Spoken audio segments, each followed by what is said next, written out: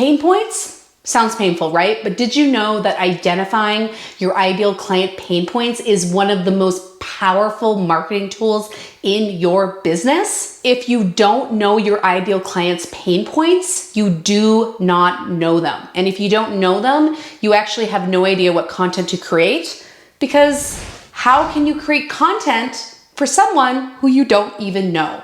Thanks for tuning in. I'm super glad you're here, and make sure to subscribe to my channel and hit that bell, because that way you'll get notified every time I post a new video, and I think I post some pretty good ones, so hit that bell.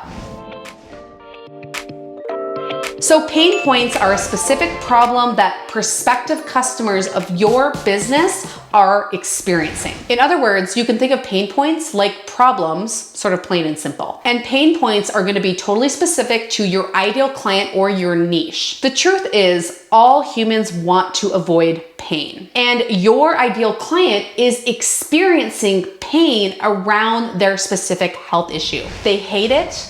It bothers them, and they desperately want to get rid of it. So if you want to sell your product or service, you have to explain to your ideal client how it is going to help their problem go away. And if you can show them this, if you can show how your awesome health coaching program is going to get rid of their health issue, they are going to invest. I can almost promise that. Okay, so if you want to identify the pain points of your ideal client, you actually have to know who your ideal client is, right? You got to know who that is. You need to know who your niche is. And this is a really big blocking factor for health coaches. I see it all the time. And honestly, I see terrible niches that once I see them, I totally understand why this person is struggling in their business and not making money. So you need to identify who your ideal client is. You need to get specific with your niche, and you need to make sure you are solving one problem and one problem only, not 2, not 4, not 5, not 10, one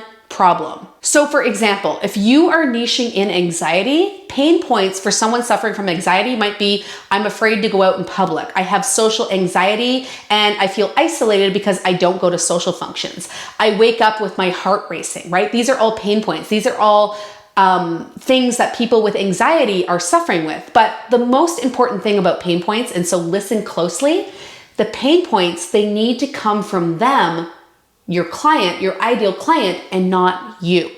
So you might be able to extract some pain points from you, because maybe you are someone who actually suffered with anxiety. Maybe you had this issue. So you may know some of these pain points, but it's really, really important that you get those pain points from them, from real humans struggling with anxiety or whatever your niche is, and not you. So let's say you're just starting out. Say you're brand new, you've never had a client, you're niching in anxiety, and you're like, well, Kendra, like, how the F do I go find people to talk to? Like, I don't have any clients. I only have 2 people following me on Instagram, and it's my mom and my brother. Like, how do I do this? Well, the thing is, there are tons of people struggling with something like anxiety or whatever your niche is online.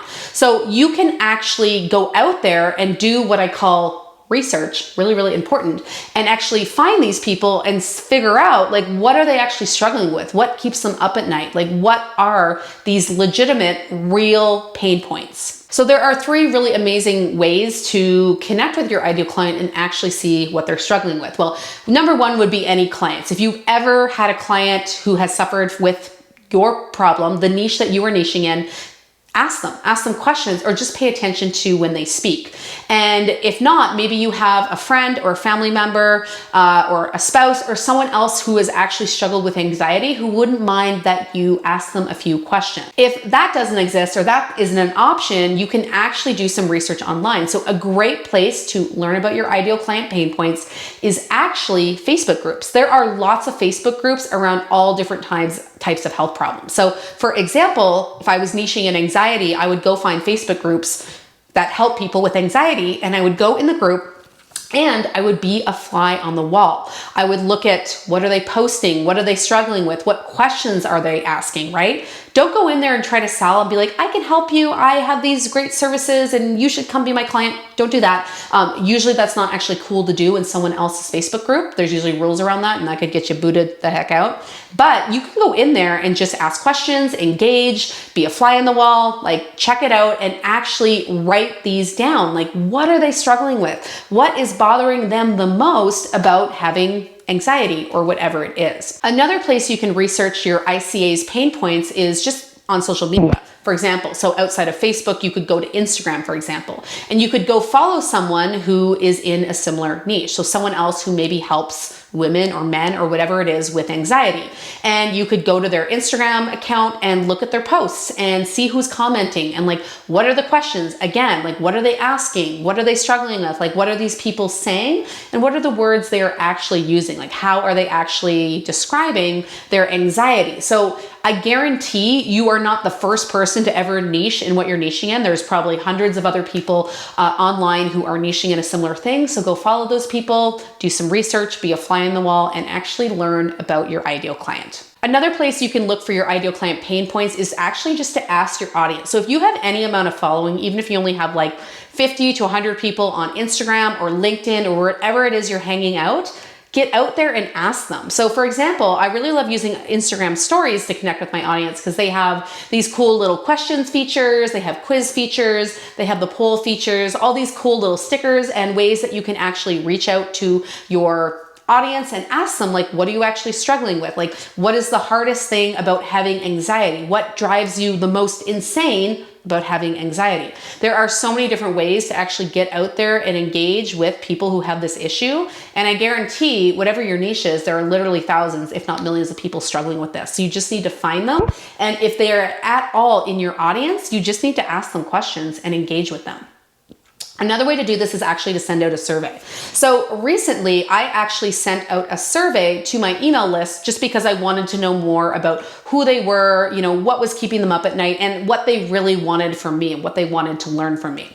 So as some of you guys know, I used to be a health coach. I ran my health coaching business for about 5 years. And about a year ago, I made the transition over to business coaching and helping health coaches run their business, mostly because I saw that so many people were broke, not able to pay their bills, and that made me really sad, and I knew I could help them. But anyways, that's me off on a tangent. But basically, I sent out a survey and I bribed people. I find if you want people to take action, and this was a longer survey. It was, you know, about a 6-7 minute survey, which is actually a fair amount of time to ask people for. So I made sure to bribe them. I said, hey, if you fill out the survey, I'm going to enter you into a contest to win $250 cash. Yeah, I just bribed them with cash. I call it ethical bribery. It's cool. But anyways, I asked them a ton of questions just to learn about, you know, since I made this transition, I really just wanted to know like who is actually on my list and what are they struggling with. And honestly, I got about 100 responses and those responses are gold. I asked them like, how would you describe your business in 3 words? Like, what is your biggest business struggle? So much good information I got. And basically I'm going to look at that survey and I'm literally going to create my next round of YouTube videos, Instagram stories, IGTVs, literally based off of those responses from the surveys. And I'm going to take their words right out of that survey and I am going to use that in my sales copy. So actually getting to know and engaging with your audience and learning what are those pain points, what are the big things they're actually struggling with is so important and actually not that hard to do. And the final way to extract pain points is, and I kind of mentioned this earlier in the video, but draw from your own personal experience. A lot of us end up niching in health issues that we have struggled with personally. So for example, with myself, I've struggled a lot with fatigue and low energy. And when I was a health coach, I was niching in chronic fatigue. And because I'd been a 2 out of 10 for energy, I've been so tired at some points I could barely get off the couch, couldn't really, you know, engage with my life. I really understood some of those pain points. So I didn't want to take them all from me because in the end, we all do have our unique experiences and you want to really extract those pain points from a wide variety of your ideal clients. But if you have had personal experience in your niche, then you can definitely draw on your own personal experience and take pain points from your own life. Okay guys, I'm about to give you such a juicy piece of advice, such a juicy tip that your head might explode. So just beware of that. Okay, so what I challenge you to do is go out there and do this research and actually find 30 pain points from 30 different people who are struggling with what you are niching in and write them down.